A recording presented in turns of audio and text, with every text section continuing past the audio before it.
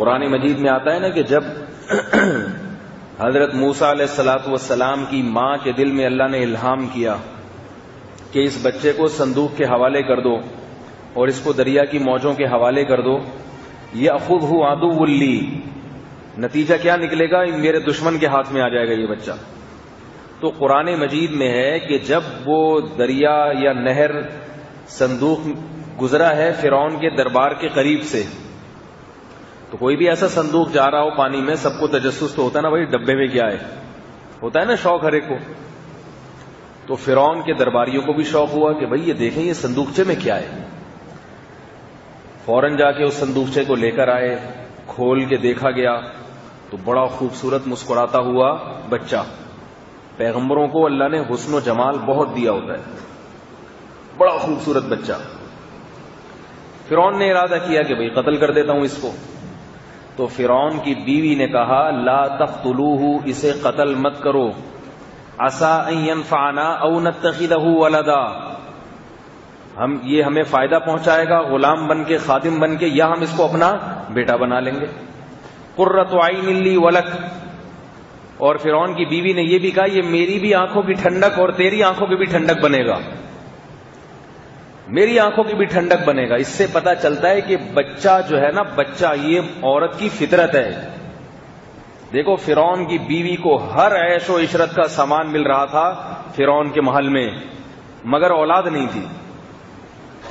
تو اس کی جو ایک عورت میں اللہ نے ماں کی ممتا رکھی ہے نا، ماں کی، اس کا کوئی آلٹرنیٹ ہے ہی نہیں۔ عورت جتنا اپنے بچے کو دیکھ کے خوش ہوتی ہے، دنیا میں کسی چیز کو دیکھ کے اتنا خوش نہیں ہوتی۔ لوگ سمجھتے ہیں فلمیں دیکھ کے خوش ہوتی ہیں، ڈرامے دیکھ کے خوش ہوتی ہیں۔ عورت بھی یہ سمجھتی ہے کہ بھئی ہمیں بچے نہیں چاہیے، ڈرامے چاہیے، فلمیں چاہیے۔ وہ میڈیا نے دماغ خراب کیا ہوا ان کا، ورنہ جب عورت کی گود میں بچہ ہوتا ہے پھر اس کے جذبات دیکھو، پھر اس کی کیفیات دیکھو، وہ بچے کی مسکراہٹ پہ اس کا دل مسکراتا ہے۔ تو اس لیے یہ جو فطرت کے خلاف باتیں میڈیا پھیلا رہا ہے نا، ان کو نہیں مانا کریں۔ عورت کا سکون، اس کے اطمینان، اس کے جو پر لطف زندگی ہے وہ بچوں میں ہی ہے، اولاد میں ہی ہے، اسی میں خوش رہتی ہے وہ۔ لیکن میڈیا نے ایک بوجھ بنا دیا، نہیں ہوں گے یہ فلانا اتنا، ان کو ایکچولی ان کو پالنا پڑتا ہے، ایکچولی صبح صبح تیار کرنا پڑتا ہے۔ یہ ہے نا آج کل خواتین کی بات، ان کو ایسا صبح صبح روزانہ اٹھنا پڑے گا، ان کو یونیفارم اس طرح، اتنے ٹینشنیں، یہ اس طرح کی فضول قسم کی بات ہے۔ کچھ دن پہلے گھر میں جانا ہوا، بڑے مالدار لوگ تھے، ان کی بڑی بیٹی 6-7 سال کی ہوگی، اور اب ان کے ہاں دوسرے بچے کی ولادت ہوئی، بیٹی ہے وہ بھی۔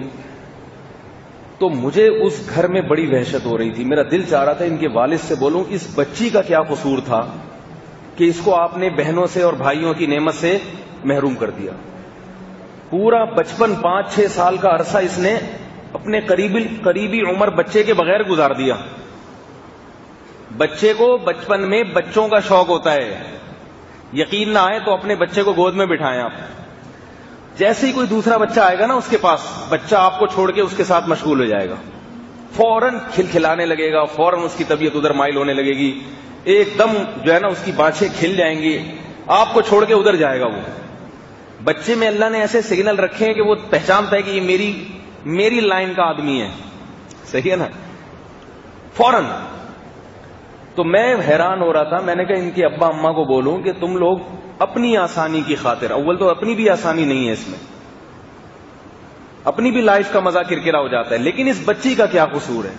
اس کو تو کھیلنے کے لیے اس کے قریبی عمر بہن بھائی ہوتے، ان میں کھیل کے یہ بڑی ہوتی، وہ بیچاری 6-7 سال تک اپنے ابا اماں کو ہی دیکھ دیکھ کے بڑی ہو گئی۔ تو یہ بچے پر ظلم ہے، بچے کو بچے چاہیے۔